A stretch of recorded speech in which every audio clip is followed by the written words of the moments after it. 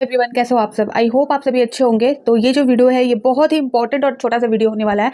यहाँ पर मैं आप सभी को कुछ इन्फॉर्मेशन देने वाली हूँ जो कि इंपॉर्टेंट इन्फॉर्मेशन, जिसमें से जेएसएससी, सीजीएल, जेपीएससी एग्जाम्स और आपके जो अभी जेटेट के बारे में जो मैं बताऊंगी वो होने वाले हैं। तो प्लीज़ आप इस वीडियो को पूरा जरूर देखें, शेयर जरूर करें, लाइक जरूर करें। और जो फर्स्ट टाइम इस वीडियो को देख रहे हैं इस चैनल पर है तो प्लीज़ आप इस चैनल को सब्सक्राइब जरूर कर दें।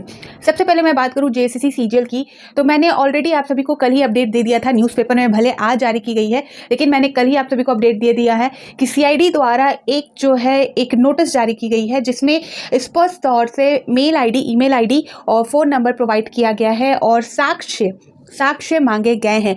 जिनके पास भी जेएसएससी सीजीएल परीक्षा में किसी भी गड़बड़ी को लेकर कोई भी साक्ष्य है तो वो सीआईडी को दे सकते हैं, ईमेल के थ्रू दे सकते हैं और कॉल करके भी दे सकते हैं। जो नंबर है वो भी दिया गया है, मैंने कम्युनिटी पोस्ट में भी लगा दी है।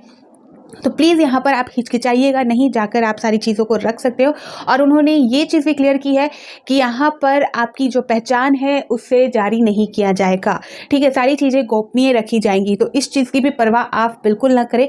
आपके पास है तो प्लीज़ आप जाकर जरूर दें। ठीक है, दूसरी चीज़ आप सभी को यहाँ पर कि जो अगली सुनवाई है वो 22 जनवरी को है। सीआईडी ने अपना काम करना शुरू कर दिया है और ऑलरेडी मैंने 3-4 दिन पहले आप सभी को ये अपडेट दे दी थी कि जिन्होंने जेएसएससी सीजीएल एग्जाम में शिकायत की है, जिन अभ्यर्थियों ने शिकायत की है उनको बुलाया गया था पूछताछ के लिए। और उसी से पता चल रहा था कि सीआईडी ने अभी सारी चीज़ें स्टार्ट कर दी हैं। जेएसएससी सीजीएल को लेकर साक्ष्य मांगे जा रहे हैं। इसका ये मतलब बिल्कुल नहीं निकलता कि जो साक्ष्य सीआईडी को सौंपे गए हैं वो बेबुनियाद हैं। साक्ष्य इसलिए मांगे जा रहे हैं ताकि यहाँ पर सीआईडी को जो है अपनी रिपोर्ट 22 जनवरी को न्यायालय में सौंपनी है और किसी तरह की कोई भी लापरवाही या कोई ऐसी चीज़ ना छूट जाए जो आगे जाकर दिक्कत खड़ी कर सकती है। ठीक है, तो यहाँ पर आप सभी अपना दिमाग जो है उल्टे वे में जो चलाते हो, बहुत लोग जो है नेगेटिव वे में चलाते हैं कि जो साक्ष्य मांगे जा रहे हैं क्या वो काफ़ी नहीं है, जो सीआईडी फिर से साक्ष्य इकट्ठा कर रही है। तो ये बिल्कुल नहीं है। आप अगर सही तरीके से सोच रखते हो तो आपको पता चल जाएगा साक्ष्य इसलिए मांगे जा रहे हैं कि कहीं पर किसी तरह की कोई चूक ना हो जाए, कोई चीज़ कम ना रह जाए। सीआईडी अपनी तरफ से जो जांच कर रही है उसमें उन्होंने ये बोला है कि साक्ष्य जो है उनको दिए जाए और जो माध्यम रखे हैं वो जीमेल, जो मेल आईडी दी गई है सीआईडी की, साथ ही जो नंबर दिए है उसके थ्रू। ठीक है, तो यहाँ पर साक्ष्य इसलिए मांगे जा रहे हैं क्योंकि आप सभी को पता है 6 लाख से ज़्यादा कैंडिडेट ने यहाँ पर फॉर्म को फिल किया था, जिसमें से 3 लाख से ज़्यादा कैंडिडेट ने जो है 21 और 22 सितंबर 2024 को एग्ज़ाम दिए हैं। तो इन बीच जो है बहुत लोग शामिल थे, बहुत छात्र शामिल थे। तो यहाँ पर जो है अपील की जा रही है कि आपके पास किसी तरह का साक्ष्य है तो आप जो है दे सकते हो। बहुत लोग जो है डर की वजह से नहीं देते, बहुत लोग जो है जो प्रशासनिक, जो आप सभी देख सकते हो किस तरह से जेएसएससी सीजीएल को लेकर जो देखने को मिला, आक्रोशित दिखने को मिला। सरकार का रवैया, आयोग का रवैया देख के बहुत लोग पीछे हट जाते हैं। तो इसलिए यहाँ पर जो है जो बातें रखी गई है, जो पहचान को गोपनीय रखा गया है, वो मकसद है गोपनीयता का। और साक्ष्य मांगने का ये मतलब है कि सीआईडी किसी तरह का कोई भी चूक या भूल नहीं चाहती है और किसी के माध्यम से भी कोई भी साक्ष्य है तो वो ला के दे, ताकि सही तरीके से, निष्पक्ष तरीके से जांच प्रक्रिया को किया जाए। ठीक है, और आगे जो होना है वो आपके न्यायालय के फैसले पर आधारित है, लेकिन जो चीज़ सही है उस चीज़ की बात आप जरूर किया करें। ठीक है, थोड़ा लॉजिक लगा के बातों को रखा करें। आप भले रिजल्ट के पक्ष में हो बट यहाँ पर जो है लॉजिक लगाइए, क्योंकि आप उस लेवल के विद्यार्थी हो, उस लेवल के छात्र हो। ठीक है, तो यहाँ पर इस तरह की बातें हैं। और अगर साक्ष्य जो एविडेंट दिए गए हैं वो काफ़ी नहीं होंगे तो न्यायालय द्वारा 22 तारीख को रिजेक्ट कर दिए जाएंगे और जो है मामला वो क्लियर देखने को मिल जाएगा। जो फैसला है उसके अनुरूप सारी चीज़ें क्लियर हो जाएंगी। तो चलिए अब हम बात कर लेते हैं जेटेट के बारे में, जेटेट से रिलेटेड जो इन्फॉर्मेशन है उसके बारे में। अभी तक इससे पहले जो कैबिनेट बैठक हुई थी जिसमें ये आशंका जताई जा रही थी कि उसमें जो है जेटेट से रिलेटेड कुछ ना कुछ इन्फॉर्मेशन निकल कर आएगी, बट लास्ट कैबिनेट बैठक में ऐसा कुछ भी देखने को नहीं मिला।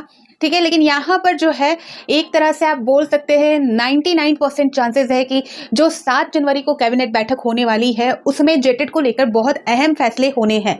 सबसे पहली बात यहाँ पर आप सभी को मैं बता दूं कि ये जो परीक्षा है, जेटेट की जो परीक्षा है, जेटेट की जो प्रक्रिया है वो आपकी 2024 में ही हो जानी चाहिए थी, बट यहाँ पर ये भी जो एग्ज़ाम है ये भी विवादों में रहा, क्योंकि यहाँ पर जो सिलेबस जारी किए गए, जो नई नियमावली जारी की गई 2024 में जेटेट एग्ज़ाम को लेकर, उसमें बहुत सारे बदलाव थे। सिलेबस जो था वो बहुत लार्ज था और जो नियम है उसके अकॉर्डिंग बिल्कुल भी सिलेबस तैयार नहीं किए गए थे।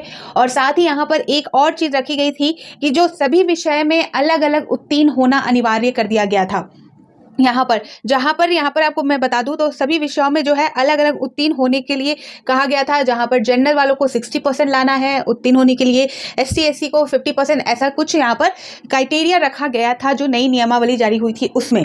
बट यहाँ पर उन चीज़ों को लेकर विवाद हुआ। कई बार जो छात्र हैं वो शिक्षा मंत्री से भी उन्होंने मुलाकात की, उन्होंने अपना जो है प्रस्ताव रखा, उन्होंने इधर से रिस्पॉन्स भी दिया शिक्षा मंत्री ने कि सिलेबस में जो है बदलाव होगा। बट ये सारी चीज़ें जो थी वो जो अपडेट थी जिसमें मैंने आप सभी को दिया भी, आप सभी को 2024 में कि शिक्षा मंत्री से मुलाकात होने के बाद जो ज्ञापन सौंपा गया वो सारी चीज़ें भी रखी गई। बट उसको लेकर जो फाइनल फैसला होता है, जो अंतिम निर्णय होता है, वो देखने को अभी तक नहीं मिला और ना ही कोई चेंज हुआ। बातें ही वार्ता हुआ, ज्ञापन सौंपा गया, ये भी कहा गया कि बदलाव होगा, बट उस पर कोई कार्रवाई नहीं की गई, कोई काम नहीं किया गया। लेकिन यहाँ पर जो है अभी जो लेटेस्ट अपडेट है इसको लेकर, उसके अनुसार 7 जनवरी को मुख्यमंत्री की कैबिनेट बैठक में जो है जेटेट की सिलेबस को लेकर, खासकर सिलेबस को लेकर और जो आपका सभी विषयों में जो अलग अलग उत्तीर्ण होने की जो आवश्यकता बताई गई थी नियमावली में, उसमें बदलाव किया जाएगा और सिलेबस जो है वो सीटेट के अनुसार रखा जाएगा। सीटेट के तर्ज पर जो सिलेबस है वो रखा जाएगा। यहाँ पर आप सभी को पता है जो जेटेट एग्जाम है वो कक्षा 1 से 5 वालों के लिए जो है 12th पास होना अनिवार्य है और जो कक्षा 6 से 8 है उनके लिए जो क्वालिफिकेशन है वो आपका ग्रेजुएशन है, ठीक है। और फॉर्म जो है ऑलरेडी फिल कराए गए हैं। जैक के द्वारा जो प्रोसेस हो रहा है जेटेट का, वो जैक ले रही है, यानी कि झारखंड एकेडमिक काउंसिल द्वारा सारी चीज़ें कराई जा रही है। यहाँ तक कि जैक ने जो है संशोधन की बात कही थी, करेक्शन डेट भी जारी, एडिट डेट की भी बात की थी, बट ऐसा देखने को नहीं मिला।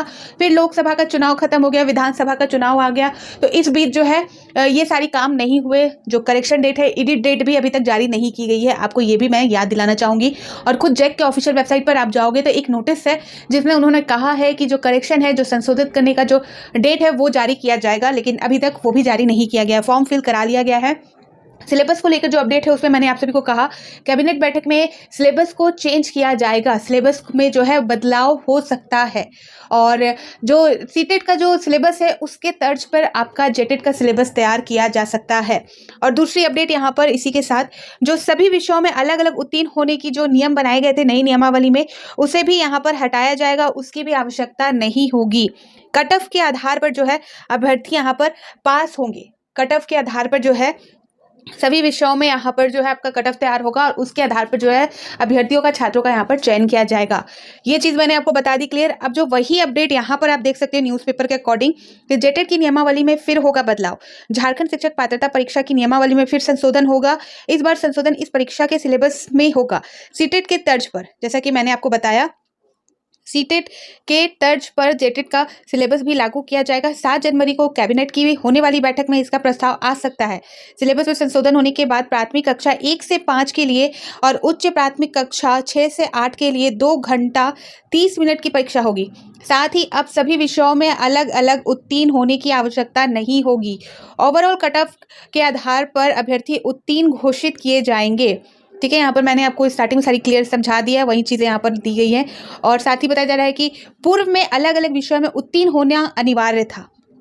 जो नई नियमावली 2024 में निकल कर आई थी जिसमें नए सिलेबस भी आए थे, उसके अनुसार यहाँ पर जो है अलग अलग विषयों में यहाँ पर उत्तीर्ण होना अनिवार्य था। और यहाँ पर इन्होंने जो है जो न्यूनतम यहाँ पर देख सकते हैं आप, जो कैटेगरीज वाइज इन्होंने जो है परसेंटेज निकाले थे, जिसमें आपका जनरल वालों को यहाँ बताया गया था कम से कम जो है 60% होना चाहिए जो सामान्य जाति के अभ्यर्थी है। अनुसूचित जाति तथा अनुसूचित जनजाति के लिए जो है 50%, अत्यंत पिछड़ा वर्ग तथा पिछड़ा वर्ग, आर्थिक रूप से कमजोर वर्ग के लिए 55% अंक लाना अनिवार्य है। सभी विषयों में अलग अलग यहाँ पर बोला जा रहा है, ठीक है।